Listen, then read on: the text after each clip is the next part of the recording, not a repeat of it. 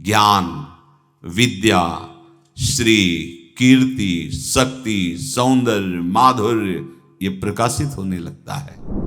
बिना किसी बनावट श्रृंगार के उसके चेहरे पर आकर्षण होता है। देखते ही हृदय लुभायमान हो जाता है। जितने देवता हैं ये सब बनिया की दुकान की तरह हैं। तुम्हारे पास जितने पुण्य साधन है उतना ही फल मिलेगा। इसको बैठा लो, जीवन में काम आएगी। तो यहां कह रहे हैं कि तुम्हें किसी भी हेतु से अपनी चिंता नहीं अब करनी। भगवान का आश्रय लेते ही, तब तक आप न समझना कि आपका आश्रय हुआ है।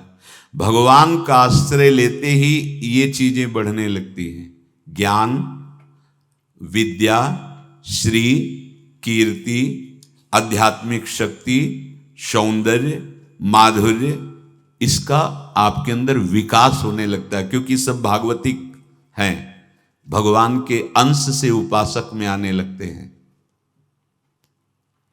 स्वामी का प्रभाव दास में आ जाता है। अरे एक साधारण कीड़ा भृंगी अपना प्रभाव दूसरे कीड़े पर डालकर उसे भृंगी बना देता है, तो भगवान का नाम गुण रूप लीला धाम तुम्हें ये नहीं प्रदान कर देगा।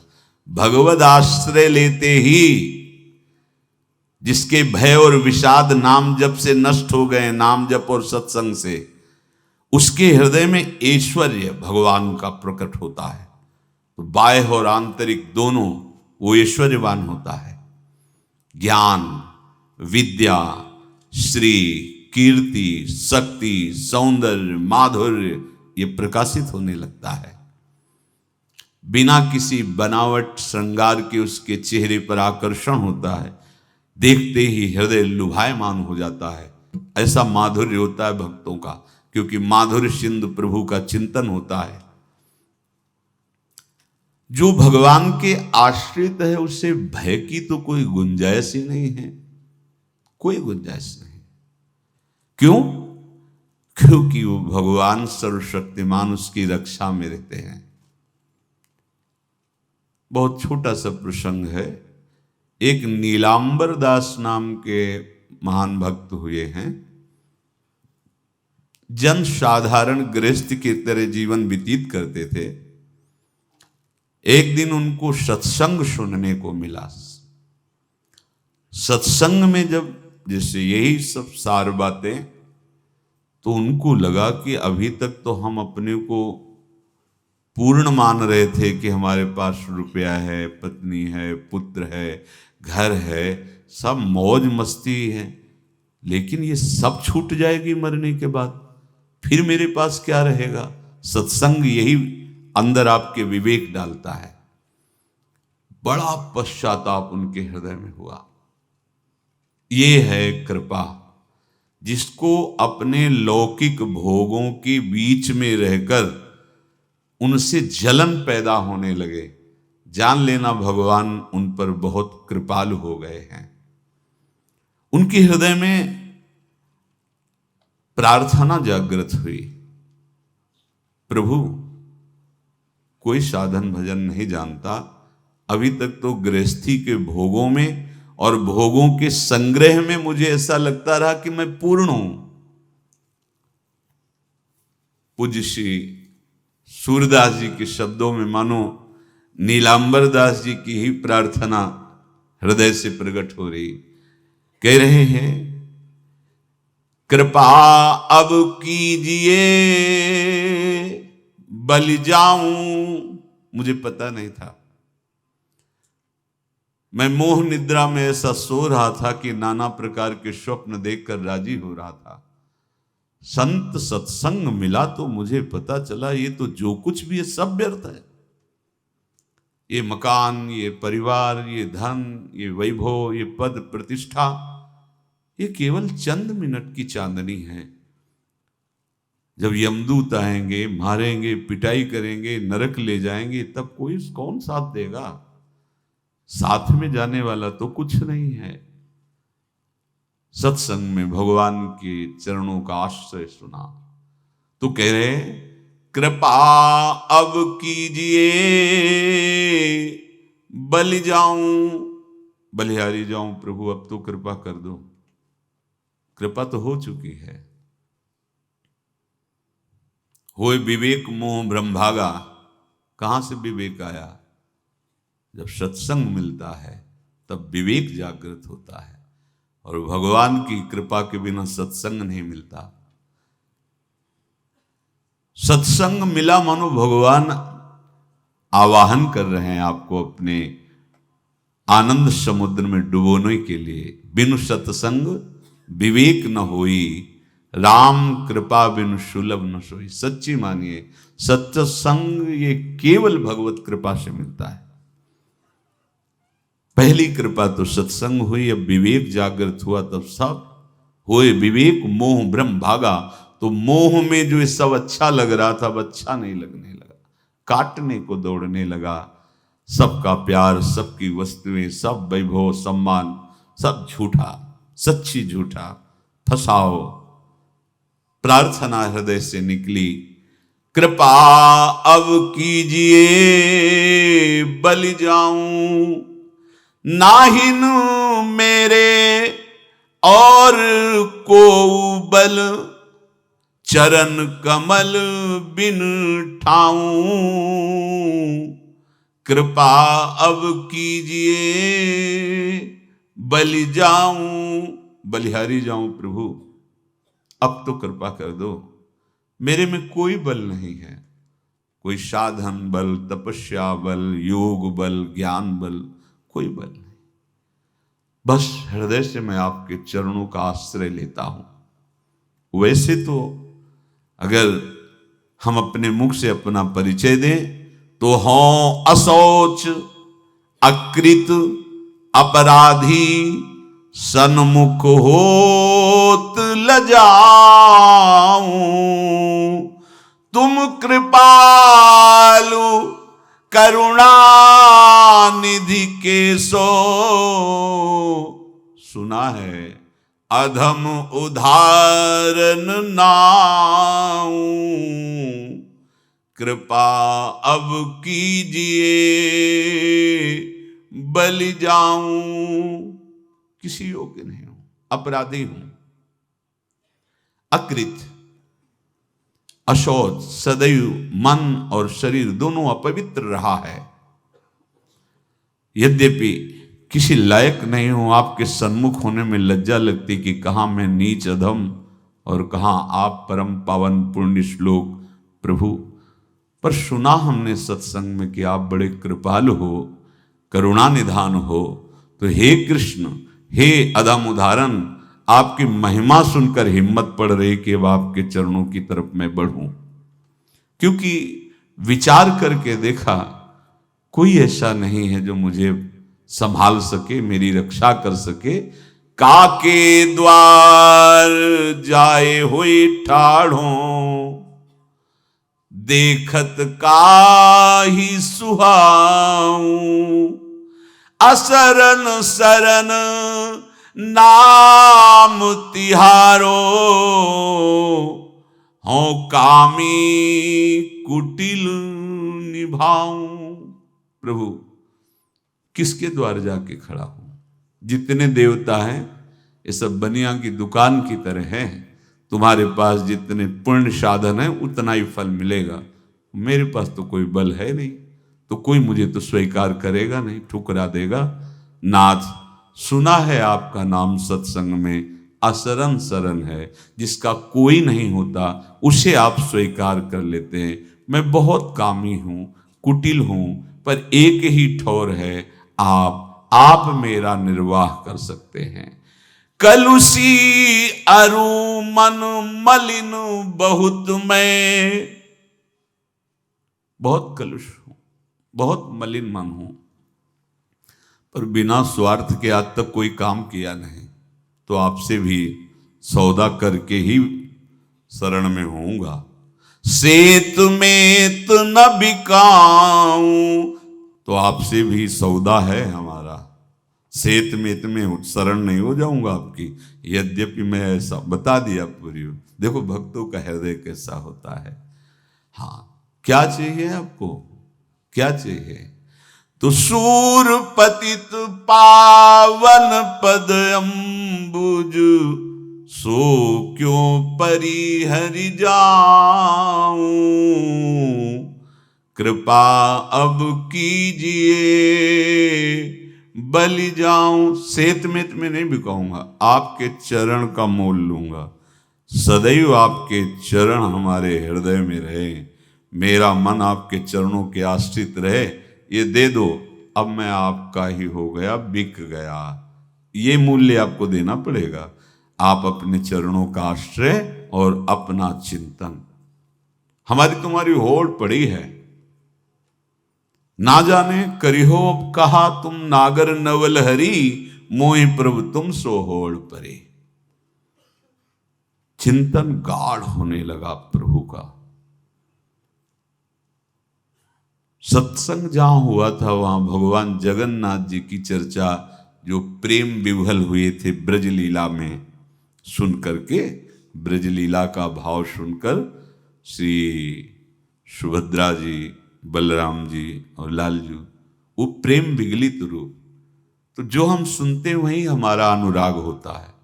तो नीलांबर दास के मन में दृढ़ संकल्प हो गया, अब सबसे पहला जीवन का काम भर नेत्र जगन्नाथ जी को देखूं। जगन्नाथा स्वामी नयन पथगामी भवत में एकांत में बैठ के बहुत रोना आया कि प्रभु बहुत दूर हो, ये उत्तर प्रांत की बात है और आप बहुत दूर हो, कैसे मुझे सामर्थ्य दो कि मैं इस ग्रह रूपी बेड़ियों को तोड़कर निकल पड़ूं, मोह रूपी हथकड़ियों को तोड़कर निकल पड़ूं। ऐसा ही हुआ। जब कोई सच्ची चाह हृदय में प्रकट कर लेता है तो मंजिल दूर नहीं लगती, चाहे जितना दूर हो। कुछ अर्थ लिया और अपने परिवार से प्रार्थना की, बच्चे सयाने थे, कि ये सब वैभव आप लोग देखो, अब मैं किसी योग्य नहीं रह गया। अब जब तक जगन्नाथ जी को भर नेत्र नहीं देख लूंगा तब तक अब जीने की आशा नहीं। तो घर वालों ने भी देख लिया था कि अगर ये सुखी रहे जगन्नाथ जी को देखकर तो ये हालत इनकी ऐसी देखी नहीं जाती, न खाना न पीना, कुछ अच्छा न लगना। तो सब ने अनुमति दे दी, झोली में कुछ अर्थ रख दिया, बोले भाग पड़े। जैसे बहुत समय से बिछुड़ा हुआ कोई अपने प्राण प्रिय से मिलने के लिए, ना खाने की चिंता, ना पीने की चिंता, ना मार्ग की थकावट, बस नेत्रों में उत्साह भरा हुआ है। कब ऐसा होगा कि जगत के नाथ को मैं अपने भर नेत्र देखूं। जगन्नाथा स्वामी नयन पथगामी भोज, कैसे बस चिंतन में जगन्नाथ। जब कोई सतमार्ग में चलता है तो विघ्न पे विघ्न आना प्रारंभ हो जाते हैं। क्यों विघ्न? क्योंकि हमारे कुछ पूर्व पाप होते हैं जिनको भस्म होना अनिवार्य है। जैसे आप कल श्री गोपाल चरवाहे का चरित्र सुना कि 27 दिन क्यों इंतजार करवाया भगवान ने। विरहाग्नि में अनंत जन्मों के सब पाप भस्म हो गए, निर्मल शुद्ध बुद्ध परमात्मा स्वरूप हो गया। भारी थकावट शरीर में, नदियां पड़ती हैं, नाले पड़ते हैं, कष्ट सहते हुए। अब जब विशाल भागीरथी के तट पर तो तैरना आता नहीं था, संध्या का समय हो गया था। विचार किया कि रात भर यहां रुकना मेरे बस की बात नहीं। चैन नहीं हृदय, चैन नहीं होता हृदय में। जब वो लगन लगती है ना, लगन का काम ही होता है अगन, उसको कुछ सुहाई नहीं देता। जब हृदय में लगन लग जाती कुछ सुहाई नहीं देता। जिस पर हो तुम रीझते क्या देते यदुवीर, रोना शिशकना तड़पना आहों की जागीर, ये संपत्ति मिलती है। रोने लगे, प्रभु आप तो बहुत समुद्र पार करने वाले हैं, इस गंगा नदी को कैसे हम पार कर पाए, और हम रुकेंगे नहीं। अब चाहे प्राण चले जाएं, तैरना तो आता नहीं, मैं पार जरूर होऊंगा। इतने में देखा एक नाविक मछुआरा मछली, वो बहुत ही दुष्ट स्वभाव का था। उस दिन उसको मछलियां मिली भी नहीं थी। इनको रोते हुए देखा तो नाव किनारे लाया। पार चलना चाहते हो? बोले हाँ। तुम्हारी झोली में कुछ है कि केवल हाँ ही कह रहे हो? बोले नहीं, परिवार वालों ने कुछ डाला, अभी देखा तो नहीं, दिखाया तो उसमें कुछ मुद्राएं, पहले स्वर्ण मुद्राएं आदि। वो प्रसन्न हुआ और मीठी मीठी बातें करके नाव में बैठा। आओ आओ। भक्त को कोई संशय और भ्रम नहीं होता। और वो कपटी आदमी, उसने विचार किया कि अगर इसको ये छीन कर पार कर देंगे तो ये राज कर्मचारियों को सूचना देगा, फिर हम बांधे जाएंगे। तो इसे बीच धारा में ले जाकर गला दबा के मार देते हैं और इसकी संपत्ति ले लेते हैं। कौन जानेगा, गंगा के प्रवाह में बह जाएगा, पक्का निश्चय उसका। अब जब वो धारा सीधे करा निकलना है और वो ऐसे चला, तो उनका भैया हमें तो पार होना है, आप कहाँ ले जा रहे हो? बोले चुपचाप। अब उसका रूप बदल गया, वो चुपचाप बैठे रहो, अभी मैं तुम्हें गंगा से क्या इस शरीर से भी पार कर दूंगा। वो समझ गए कि शायद अब इस जन्म में जगन्नाथ के दर्शन संभव नहीं, क्योंकि ये मारेगा, ये हाथ में डांड है, अगर उसी से प्रहार करेगा तो। एकदम आर्थ हुए कि प्रभु मरने का तो भय नहीं है, पर यदि आपको भरने तो देख लेते फिर मारे जाते तो अच्छा था। ये आशा लेकर के मैं मरना नहीं चाहता, एक बार मैं आपको देखना चाहता हूं। भय बिल्कुल नहीं हुआ। भय विषाद भक्त को नहीं होता। देर लगी क्या, एक राज कर्मचारी की आवाज आई, ए नाविक तुरंत इधर नाव लाओ। और उस समय धनुष बाण चलते थे, तो उसने शीघ्रता की और दूर ले जाने के लिए तुरंत बाण संधान किया और कहा समझ ले, अचूक निशाना है, एक में ही तो ढेर हो जाएगा, पहले वापस नाव लाओ। अब वो घबरा गया, वापस नाव लाए। तेरे मन में क्या विचार चल रहा है? तू इसको मारना चाहता है? अगर तुझे बचना है तो मेरे देखते देखते उस पार पहुंचा और इनको प्रणाम कर। कौन था ये? कौन ही राज कर्मचारी था? यही है भक्त। निर्भय होता, उसे कोई भय थोड़ी होता है। बड़े सम्मान से पार उतारा और पूछा तुम्हारा परिचय है क्या इस राज कर्मचारी से? बोले भैया ने जैसे आपसे परिचय नहीं, ऐसे उनसे भी परिचय नहीं। आप मारना चाहते थे, वो बचा दिए हैं। हमें लगता है दोनों में प्रभु की बड़ी कृपा है। और बस झोली लिए और भाग पड़े। भागते भागते जब जगन्नाथपुरी गए तो ध्वजा दूर से देख के साष्टांग दंडवत की, मानो प्रीतम का इशारा हो गया कि अब हमारा काम बन गया, अब तो जगन्नाथ जी के। और जे ही प्रभु जगन्नाथ जी के सामने गए तो एक बार देखा, इतनी प्रेम विकलता कि शरीर छूटा और ब्रजधाम आ गए। प्रभु का विधान संदेह युक्त नहीं होता। निसंदेह तुम्हारे सामने वो विधान प्रकट होगा जिससे तुम्हारा परम मंगल हो जाएगा, परम मंगल हो जाएगा। डरना नहीं।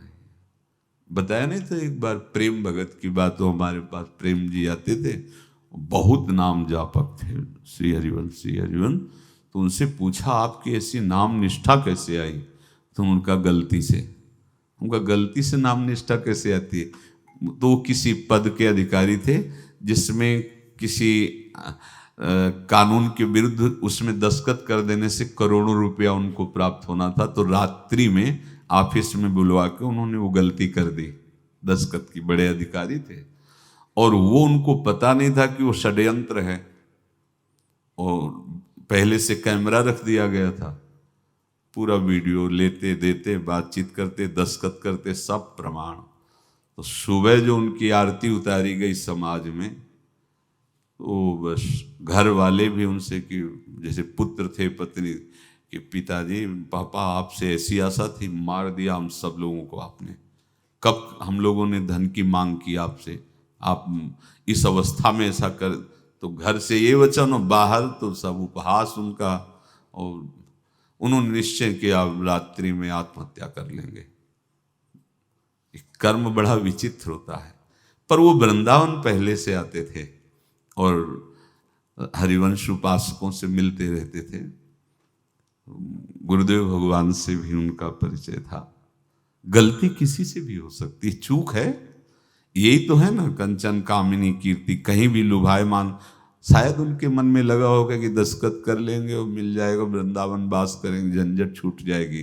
कुछ ना कुछ ऐसा आया होगा, क्योंकि वो अधार्मिक प्रवृत्ति के नहीं थे, पर क्रिया तो हो गई ना, वो षड्यंत्र था वो।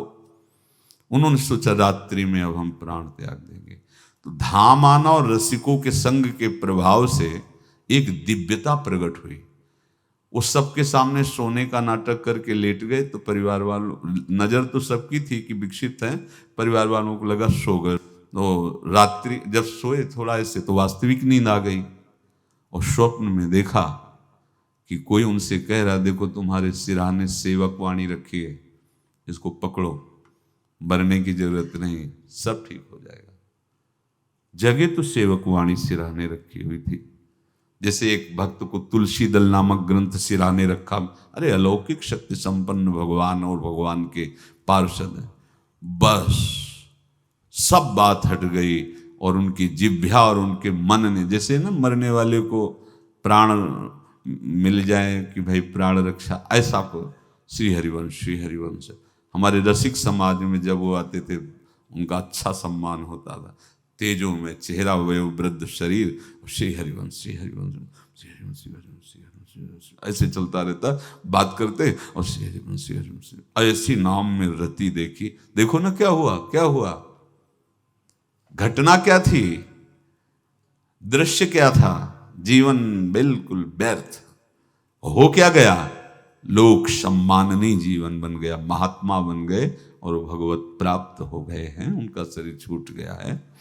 तो यहां कह रहे हैं कि तुम्हें किसी भी हेतु से अपनी चिंता नहीं अब करनी। प्रभु का विधान निसंदेह परम कल्याण में होता है, तुम्हें संदेह नहीं करना। कड़ुआ हो सकता है, लेकिन अवसर तो मिल जाएगा श्री जी की तरफ भागने का। हम अपने को अच्छा साबित करने के लिए पूरा जीवन लगा दें, नहीं भाई, हम नीच आचरण वाले, पर हम भागेंगे प्रभु की तरफ, लोक पावन करने वाले महात्मा बन जाओगे। सतरति लोकांत, इसको बैठा लो, जीवन में काम आएगी, ये वस्तु काम आएगी, क्योंकि विपक्ष जोरदार है, माया कोई साधारण नहीं है। विश्वासी साधक का भगवान स्वयं जुम्मा ले लेते हैं। विश्वासी साधक का भगवान स्वयं, देखो अपने मन में तुम किसी प्रकार की चिंता न रख करके ये आज से विश्वास कर लो कि अब मेरे जीवन में जो होगा, मेरे प्रियाजू के द्वारा किया हुआ विधान परम सुखप्रद होगा, परम मंगलमय होगा। विश्वासी भक्त का जब ये स्वभाव निश्चय हो जाता है कि मेरे प्रभु जो करेंगे वो मंगल करेंगे, तो परिस्थिति बुरी दिखाई दे सकती है, परिस्थिति भयावह दिखाई दे सकती कि अब तो सब गया, ऐसा लगेगा। लेकिन वो बहुत बड़े के हाथ में नियंत्रित है परिस्थिति। देखते देखते उस परिस्थिति का परिणाम निश्चिंत, निःशोक और निर्भय कर देने वाला हो जाएगा। भयभीत मत होना। बहुत ही अमृतमयी बातें हैं, अगर अपने साधन पथ पे हम इनको आदर्श मानकर चले तो बहुत जल्दी आनंद आ जाए। किसी भी अड़चन को तैयार रहो, ये काल क्षेत्र है, मृत्यु क्षेत्र है। कुछ भी, कभी भी, कहीं भी, कैसे भी, सबके सब मर सकते हो। अभी यही खंभा टूट जाए, बिल्डिंग गिर जाए, सब मर जाओगे। कहां जाओगे? जहां ऐसे सुन रहे हो ना, ऐसे निकुंज में चलेंगे। अब हमें किसी भी अड़चन से कोई भय नहीं, किसी भी अड़चन से भय नहीं। आप ये खिलवाड़ मत समझे। किसी भी अर्थ, कोई तुम्हें नहीं रोक सकता आप श्री जी से मिलने के लिए। ये आगंतुक भय एक स्वाभाविक होता है। जैसे पूज्य श्री मंगनानंद जी सरकार सेनपुर, बहुत उच्च कोटि के ब्रह्मलीन महापुरुष, तो एक चौकी पर ऐसे बैठे हुए थे और बहुत से ऐसे संतजन परमहंस सब बैठे हुए थे और ब्रह्म चिंतन के विषय में चर्चा चल रही थी। तो एक संत आगंतुक वृंद आए ऐसे गंगा किनारे। तो उस समय स्वामी जी कह रहे थे, मंगलानंद जी, कि एक होता है विचार भय, वो संतों में कभी नहीं होता है, और एक होता है तात्कालिक भय, वो सबको व्याप्त हो जाता है। तो उन्होंने कहा कि स्वामी जी, वैसे हम आपका आदर करते हैं, लेकिन इस बात पर हमारा मतलब मन नहीं बैठ पा रहा है कि जो ब्रह्म स्वरूप को जान गया उसको विचार भय तो होगा ही नहीं, लेकिन स्वाभाविक भय कैसा हो सकता है? तो सिद्ध पुरुष थे। उनका स्वामी जी बैठो, प्रसंग पूरा होने के बाद फिर आपका उत्तर हो जाएगा। ऐसे चौकी लगाई, बैठे, और बैठे थे बट वृक्ष के नीचे। तो एक जैसे बाज है, गीद पक्षी है, उस समय तो वो संध्या का समय था, आके ऐसे जे ही बैठा तो खरबर खरबर वो डाल, तो महाराज चौकी के नीचे हो गए, जो गंगा किनारे से आए थे ना। तो कहा, स्वामी जी ये विचार भय है या स्वाभाविक भय है, या आपको ब्रह्म चिंतन या ब्रह्म बोध नहीं? तो हंस दिए, बोले उत्तर मिल गया। ये स्वाभाविक, जैसे अभी बंदर चीख दे तो सब घबरा जाओगे ना, विचार भय नहीं है ये आगंतुक स्वाभाविक भय। भय विचार भय कि अब जो है ऐसा होगा, ऐसा हो सकता है, नहीं नहीं, वही प्रसंग चल रहा है। भगवान प्रमाण देते चले जा रहे हैं। देखो, कोई भी भय, कोई भी अड़चन अब तुम्हारा अमंगल नहीं कर सकती, पक्का मान लीजिए, डरो मत। देखो, इसमें इसीलिए प्राणों की बाजी लगा के, अब हमारे प्राण नहीं हैं, हमारे प्राण प्राणनाथ को समर्पित हैं। मेरे प्राणनाथ श्री श्यामा, तो क्यों भय करें? तो हम ये सब कर किसके लिए रहे? श्यामा जी के पास पहुंचने के लिए। श्यामा जी के पास पहुंच गए, हमें श्यामा जी के पास जाना है। ये बिल्कुल छोटी मोटी बातें, अंदर ये जो सांसारिकता है, इसका त्याग करो। आप इस बात को समझो। गुरु गोविंद सिंह, लाखों की समाज बैठी हुई थी, उन्होंने कहा कि अगर तुम आजादी चाहते हो तो तुम्हें अपने प्राण देने पड़ेंगे हमें। खड़ा हो कोई व्यक्ति जो अपने प्राण देना चाहता है, मैं उसे आजादी, आजादी दो प्रकार की, एक प्राकृतिक आजादी और एक दिव्य आजादी, दोनों देने में समर्थ थे गुरु गोविंद सिंह। हाँ, ये सिखों के आचार्य हैं, बहुत ही अध्यात्म बल और शारीरिक बल से भी पुष्ट। एक खड़े हुए हिम्मत करके, बोले आ, गड़ासा हाथ में, अंदर गए, और ऐसा लगा कि उनकी गर्दन उतार दी गई और ऐसे रक्त प्रवाह सा नाली से बहा, जो सबको दिखाई दे रहा था। और कोई है? जब पता ही चल गया कि गर्दन उतारी जा रही, रक्त प्रवाह, वो कहते मुझे तुम रक्त दो, प्राण दो, मैं तुम्हें आजादी दूंगा। 2 3 4 5 अंदर ले जाते, ये आभास भी नहीं होने दिया कि वो जीवित है। 5 तैयार, पूरी सभा में 5 तैयार। बोले ये पंच प्राण प्यारे हैं भाई, इतने से एक एक से 1.25 लाख को परास्त कराऊं, देखना मेरा नाम गुरु गोविंद सिंह न धराऊं, यदि एक एक से 1.25 लाख को परास्त, क्योंकि प्राणों की बाजी समर्पित कर दी। अब क्या भय? माया से आजादी प्राप्त करने के लिए भयभीत होना तो बिल्कुल जीवन में छोड़ दो। विचार भय नहीं होना चाहिए, ये स्वाभाविक भय होगा। अभी कोई ऐसी आवाज आ जाए, वो ऐसे स्वाभाविक होता है, उस पर तर्क वितर्क नहीं किया जाता। विचार भय नहीं होना चाहिए। जानते हो, तुम्हारा जीवन, तुम्हारे प्राण, तुम्हारा शरीर हरि को समर्पित है, और हरि के अधीन काल है, कुछ नहीं हो सकता, और जो कुछ होगा वो परम मंगल होगा। किसी भी अड़चन को भगवान के सौहार्द के सामने अड़चन मत मानना। हम अगर अड़चन को दूर करने का प्रयास करेंगे तो अड़चन हमें फंसा लेगी, अड़चन। और यदि भगवान पे विश्वास कर लिए तो वही अड़चन अर्चन बन जाएगी, उपासना बन जाएगी। मान लीजिए बात, मान लीजिए। आप लोग तो गृहस्थ में देखा होगा, हमने देखा है, बच्चा गिरा, रोने लगा, माँ उठाने आई, छाती से लगाया, वो माँ के थप्पड़ मार रहा है। यद्यपि वो कुछ जानता नहीं, पर भाव जब उसके देखे तो बलिहार है, इस वात्सल्य की बलिहार है। ये माँ को मार के कह रहा है, थप्पड़ मार के, अब तू छाती से लगा रही, जब गिरा और चोट लगी तब तू कहाँ थी, क्यों ले उठाया ये अधिकार। हरि वो तो अल्पज्ञ माँ है, पर हम तो सर्वज्ञ हरि के वात्सल्य में डूबे हुए हैं। हमको तो भय बिल्कुल नहीं होना चाहिए। हाँ, जानबूझकर इसका दुरुपयोग मत करना। विश्राम की तरफ सत्संग जा रहा है, ध्यान से सुनो। कोई भी अड़चन, अब हमको प्रयास नहीं करना उसको दूर करने का, ये जिम्मेवारी हमारे प्रभु की है। और प्रभु के ऊपर अगर आपने भरोसा दृढ़ कर लिया तो हर अड़चन अड़चन बन जाएगी, भगवान की पूजा बन जाएगी। पर देखो, इस बात को लेकर के हमें अशुद्ध आचरण नहीं करना, गंदी बात पे नहीं उतर जाना कि आप बचा लेना जो भगवान हो। तो नहीं बचाएंगे, हम तुम्हें बता रहे। अगर उनको चैलेंज करोगे ना कि सत्संग में सुना है कि आप बचाते हो, बचा लेना भला, तो नहीं बचाएंगे। क्या करेंगे? डबल पिटाई करवाएंगे तुम्हारी, क्योंकि सुन के भी तुम मनमानी कर रहे हो ना, और जब पीटोगे फिर रोगे तो फिर बचा लेंगे। ये लीला बिहारी गुरु हैं, बहुत करुणामय है, इनसे उल्टा मत खेलना, नहीं तो अगर ये उल्टा खेलने लगे तो तुम पहचान ही नहीं पाओगे।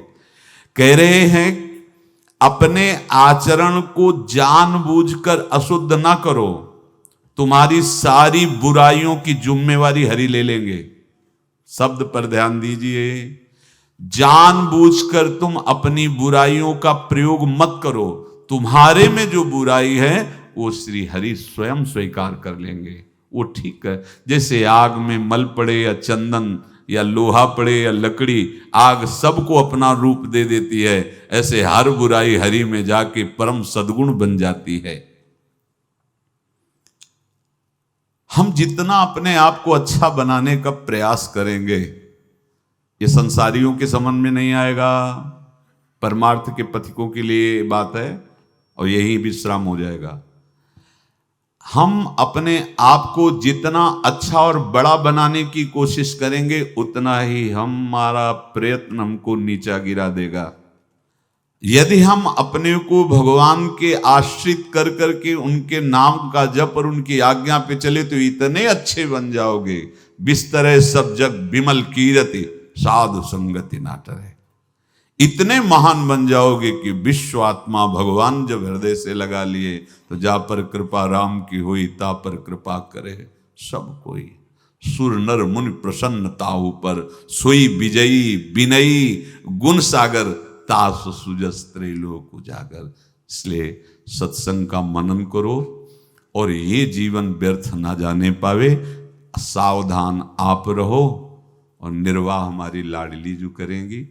और ये जन्म हम सबको लाडली जू की प्राप्ति के लिए मिला है, और पक्का पक्का विश्वास करो लाडली जू हमें मिलेंगी, पक्का विश्वास करो, इस पे संशय मत रखना। हम किसी साधन बल से नहीं कह रहे कि तुम्हें लाडली जू मिलेंगी, लाडली जू मिलेंगी उनकी कृपा से, उनके दुलार से, उनके आकर्षण से। अब हमारा निश्चय हो गया है कि लाडली जू बोले आपका, हम हमारा मतलब सबका। ये जितने आप सब बैठे हो, आपको पता नहीं आपके कितने भाग्य प्रकाशित हो रहे हैं लाडली जू की कृपा से। अगर पता चल जाएगा तो अहंकार आ जाएगा। धैर्य पूर्वक सत्संग का मनन करो और उसे अपने आचरण में उतारो। शेष चर्चा आगे। श्री राधा वल्लभ।